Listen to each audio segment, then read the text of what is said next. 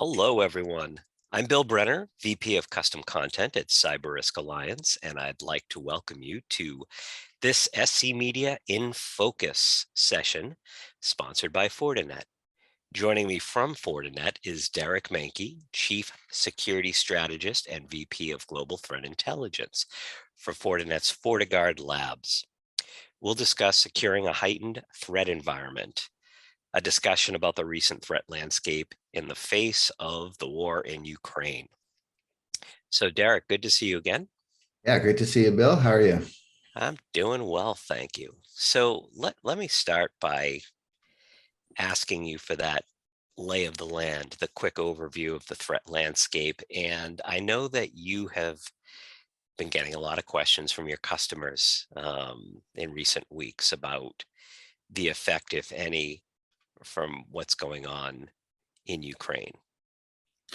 Sure. So I think what's happening here, it's always good to be on to have security conscious, front of mind and conscious, of course.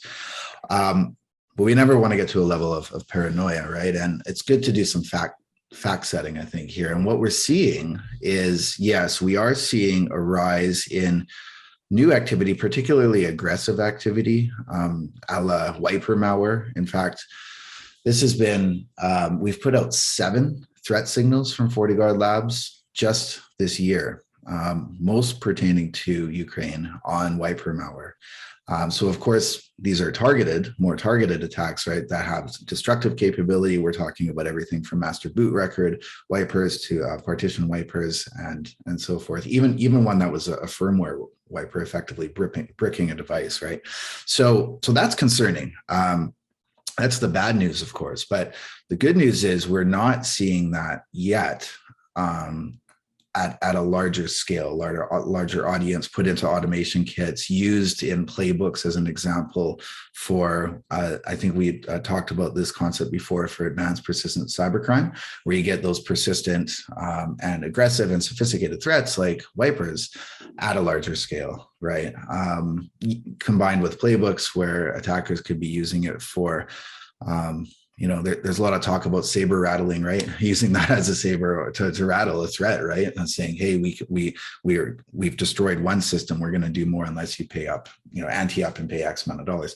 That's my concern, and something I definitely see that's coming. But again, just fact setting right now, yes, we are in a heightened level of security. Yes, we are seeing more weaponization and sophisticated threats. But I guess my message is it's not too late at that same time, right? Yeah.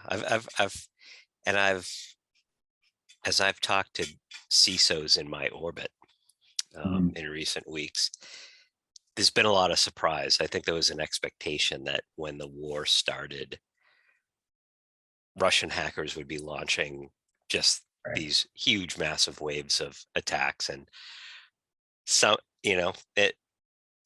have been disrupted,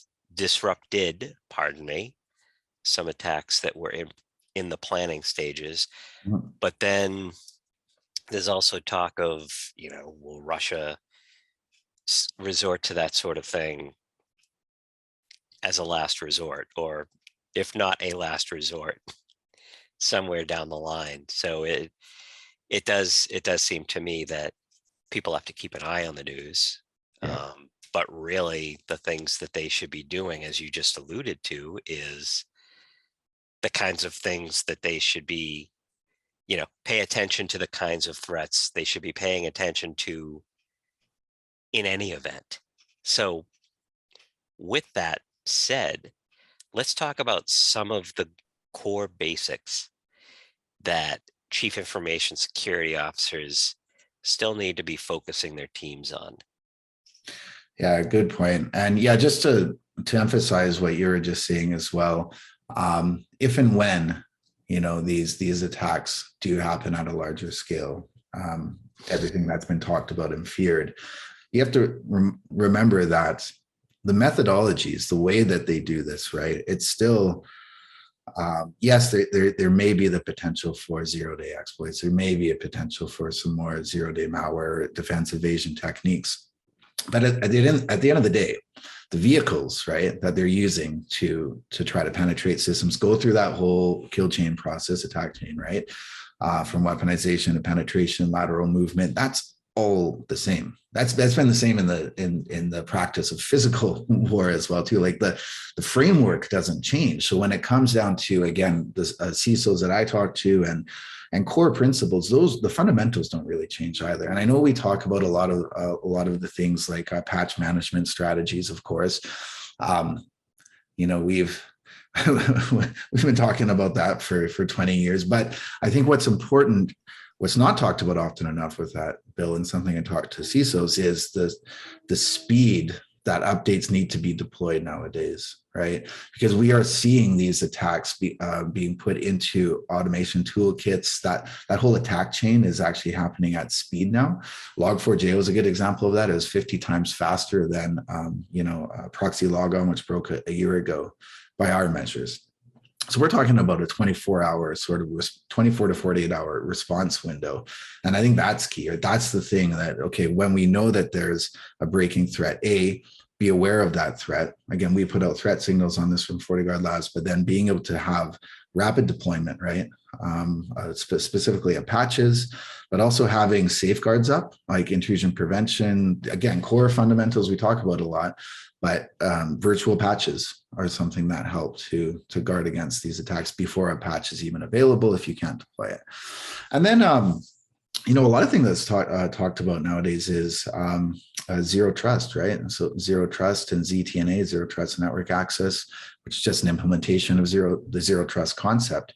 That goes a long way too, right? I mean, everything should be on an access privilege level, need to know basis, wrapped around with multi-factor authentication and segmentation as well too, right? Because a lot of the times we're seeing these threats get in through footholds like IoT devices, through this low-hanging fruit we talked about, and then they will move laterally through networks. How can they move laterally, like living off the land attacks? Well, because they're not segmented properly. Yeah, and actually to the zero trust point, we, CyberRisk Alliance Business Intelligence, recently put out a report based on a study we did of 300 security decision makers, all focused around their implementation of zero trust. And one of the big takeaways, which surprised me but didn't surprise me, because we've been talking about zero trust for a good 3 years now, but the comprehension of the different pillars of what makes up a zero trust architecture, there's still a lot of disconnect, still a lot of security teams trying to sort that out. So if you could talk about the pieces that should be most important right now. Sure. So zero trust are two big words, right? And I think you're right. There is a lot of confusion out there. And so keep in mind that zero trust is a concept, right? And that applies to even when we, at the highest level, when we look at the pillars, education, right? So training for employees in education, when it comes down to unsolicited emails that are coming in, should I be clicking on that link? What is that attachment? Should I be opening that? Who is this contacting me? Are they really who they say they are? That whole social engineering thing, by the way, that is still the number one threat vector that we see for these threats getting into systems, is part of zero trust. If you think about it, right? That's one of the pillars. That people, process, technology, right? That's on the people level, of course, in training. If you look at the process level, right? What should you be trusting onto your network? Should they be configured? Should they be trusted by default? Specifically, these IoT devices that are plugged into networks, right? What access levels do they have? Do they have access to other subnets on your network? Again, that gets into that segmentation concept that we were talking about. So the process level, policies and guidelines, what policies are configured for these devices that plug into networks and all of that, that is also part of zero trust too, right? And quite frankly, that's the whole point, right? Again, a lot of these new devices that are being into networks should not be by default trusted, right? It's actually an earned trust model that comes over time. And then finally, actual code execution. So the technology piece. So this is ZTNA again, where we have things that are that applies to like work from anywhere environments. That's a big thing, right? Where you can actually have traffic inspected no matter where you are. I'm on my laptop. I moved to a hotel. I moved to a coffee shop. I'm still going through a secure gateway that is not trusting that traffic, right? Inspecting any sort of applications that I'm downloading, making sure that there's no infection resident on the system, and like botnet command and control traffic going out of the system. So again, zero trust at the high level, but absolutely, if you break it down, there's different pillars underneath that we talk about. Mm-hmm. So talk about the increased challenge around unknown threats, stopping versus the mitigating. Yeah, stopping and mitigating, two very different words. Again, I'm often confused, I think. So mitigating, of course, is mitigating risk, and stopping is often, in my point of view, a temporary measure, right? There's no silver bullet, as we always say in cybersecurity. You might be able to stop one attack, but keep those shields up, as CISO says, because there's going to be more coming back for you, probably within seconds at the rate that we see these automated. I mean, we're seeing over 100 billion attack attempts a day with FortiGuard labs happening, right? So stopping is important, yes, and that's trying to protect against the known threats, right? Stopping protects against known threats. We know that these threats are bad policies. We've added signatures for it as an example, IPS signatures. Yes, you can stop a threat, even if it's a 0-day threat. If you have a virtual patch, you can still stop that. But at some point, that threat is going to evolve. It's going to change. It's going to morph into a new malware family or variant, or they're going to add a new 0-day exploit to their kit. And so when we talk about mitigation, that's not just looking at one thing like an antivirus or an IPS solution. It's a holistic picture. It's that kill chain, right? How do you mitigate that risk? Well, hey, I have things like inline sandboxing. I have multi-factor authentication. So even if a threat gets into the system and it's detonated and it's trying to exfiltrate data, but I can still detect that, and that I know this system shouldn't be going to some rogue server overseas, and you have policies in place for that. That's mitigating that risk, right? So mitigation is about all of these, within a fabric, all of these policies coming together. The more coherent policies and the better threat intelligence you have, of course, the better the chance of mitigating that risk. And part of that too, something we haven't talked about, Bill, is the right-hand side of these attacks, which from a defense standpoint, which is incident response as well too, right? That's also part of mitigating a risk. If you detect a threat and you have a threat, but you're able to properly respond to it with a plan that you already have in place, the damage is going to be significantly less than what could be if you don't have that. So let's put a highlighter on some of the broader basics. So things like training, Yep. Incident response planning, etc. Paint a roadmap if you can. Sure. So I like to think about this from a prepare, detect, respond perspective, right? So if we talk about prepare, so roadmap again, sort of chronologically, if you will, or in order, following that train of thought, starting with education, employee training and awareness, certifications, but also just basic things, cyber hygiene, right? Things like doing phishing campaigns and sharpening, those skill sets. That whole zero trust concept I was talking about, that absolutely starts, I think, with training. That is one of actually the most effective and cost-effective measures that you can take to mitigate that risk, right? Following that, so detection, threat intelligence, also having, being able to it's one thing to have. So I know we've talked about the convergence of networking and security before.